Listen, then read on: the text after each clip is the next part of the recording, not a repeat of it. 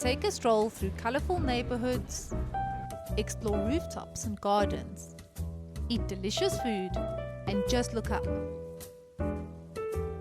This is how to explore Milan like a local, and of course, a bit like a tourist too. Staying at the heart of the Brera neighborhood, one of my favorite things to do every morning was to take my coffee out onto the balcony and admire the rooftops, old chimneys and bell towers. It's a charming neighborhood full of narrow streets, boutique art galleries and independent shops. But the real beauty is that it's within walking distance to many Milan must-sees. We started our journey with a leisurely stroll that took us through the town and towards Sforza Castle.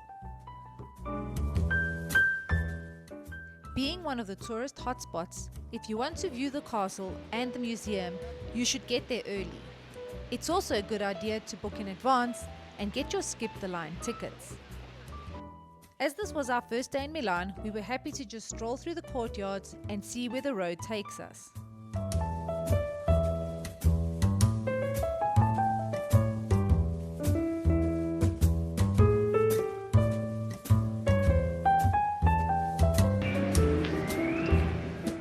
We wound up surrounded by the beauty of Parco Sempione. This is where the city comes to breathe. Locals read under the trees, walk and play with their dogs, or just lie in the sun. It's the perfect spot to slow down and do absolutely nothing, which in Italy is a fine art. After sitting on one of the benches and people watching for a little while, we headed towards the neoclassical Arco della Pace, an arch built in the 19th century to honor Napoleon's victories.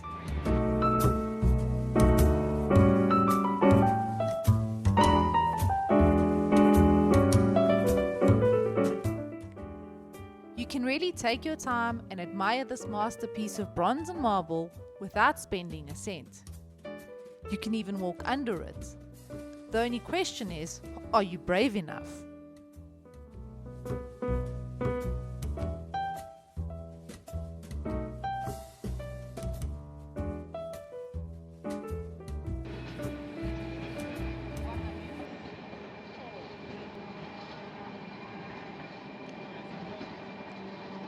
Next, we went in search of somewhere authentic to eat.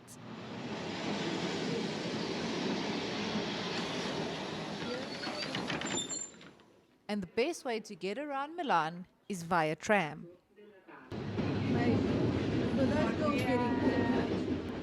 As a key part of the city's public transport system, trams are one of the best ways to explore the city slowly and scenically. Charming and authentic, you'll find a mix of modern and vintage trams that run throughout the city. Some are even from the 1920s and are still in pristine condition with iconic wooden seats and brass handles. We didn't need to venture too far. One short tram ride and we found the cutest local spot to eat. A stylish yellow street-side spot that was full of locals enjoying piadinas and beer. The menu was completely in Italian, a good sign of a local attraction. But thankfully, a kind local lady translated for us and helped us decide. She also suggested we walk to Chocolat Milano for the best gelato.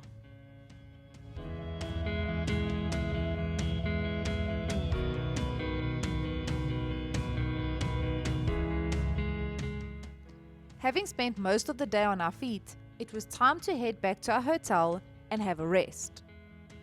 Our first day in this beautiful city was easy and calm. We got to see Milan without the tourist traps and hordes of queues and ugly backpacks. We walked back to our hotel, freshened up, and then went for dinner to another really great local spot, where again we heard very little English and ate really good food. You know it was a very good meal when you have no evidence in your photo gallery. After easing into a beautiful breakfast with the angelic sounds of the harp in the background courtesy of our hotel, it was time to be a bit of a tourist. We walked to the Galleria Vittorio Emanuele II, which is a short 6-minute walk from our hotel. This is one of the most beautiful shopping arcades, and not only because of the designer shops that line the pathways. Galleria Vittorio Emanuele II was one of the first buildings in Italy to have electric lighting, making shopping here in the 1870s feel like stepping into the future.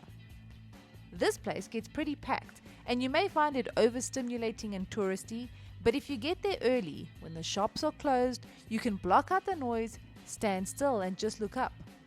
Marvel at the masterpieces filled with symbolic art and statues all around. Even the floors are rich in symbolism. A walk through the arcade brings you straight to the main square in Milan, Piazza del Duomo, framed by the iconic 639-year-old Duomo. This is the largest church in Italy and the third largest church in the world. And if you must see one thing as a tourist in Milan, it's the Duomo. But don't waste time standing in queues that will leave a bitter taste. Book a walking tour that will take you on a guided tour of the Duomo and surrounds, plus get you access into the cathedral and even access to walk the rooftops and terraces, plus skipping the line. Sure, this is a very touristy thing to do, but we recommend going with a guide as they will make the whole experience really fascinating by pointing out facts and art and sculptures that you would otherwise miss. Thank you very much. Thank you very much.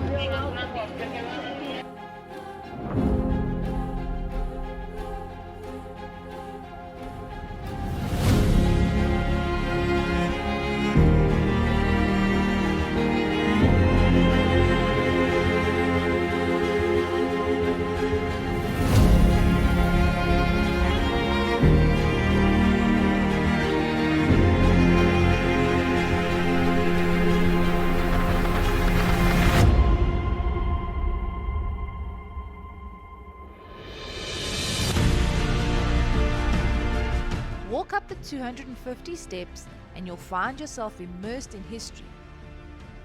Among the 135 spires and some 3,000 statues, you'll feel like you've entered a Gothic sketchbook that's come to life.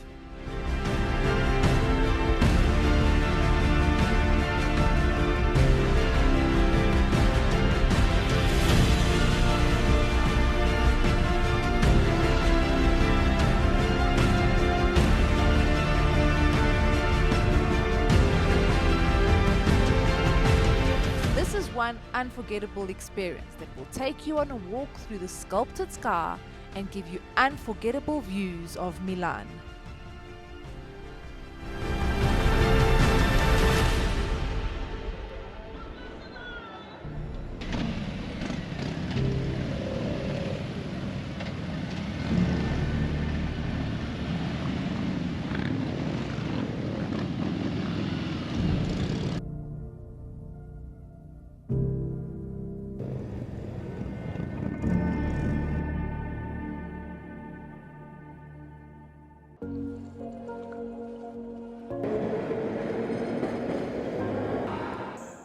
Now, if you want a truly iconic Milan experience, don't just tour the Teatro, alla Scala, which is included in some walking tours. Instead, dress up and go and watch an opera or the ballet in this magnificent theatre of velvet and gold. It's an experience unlike any other and one the locals embrace with passion.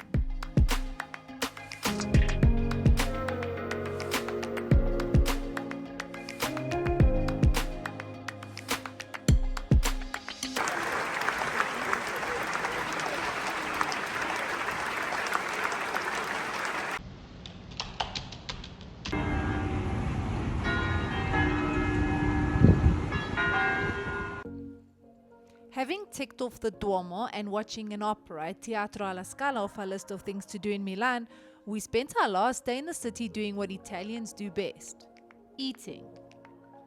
Starting with something sweet in the afternoon. We went back to the Duomo Square for the most insane specialty crepes, affogato and hazelnut coffee at Chocolat Italiani. Then we headed back to the Galleria and watched people spin on the balls of the bull before heading back to our hotel for a little siesta.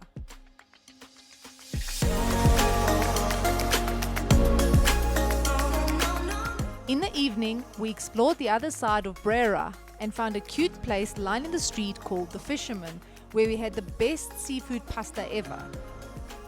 This is another place that had a really small menu, really big portions, and a whole lot of yummy in our tummy.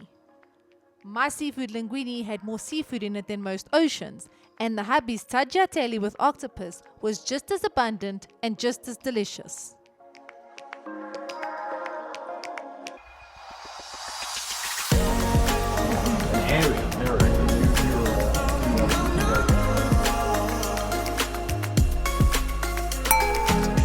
Next up on our Italian tour was to hire a car for a 3-hour rainy road trip that would take us to Tirano, where we would climb on board the Bernina Express and head to Switzerland.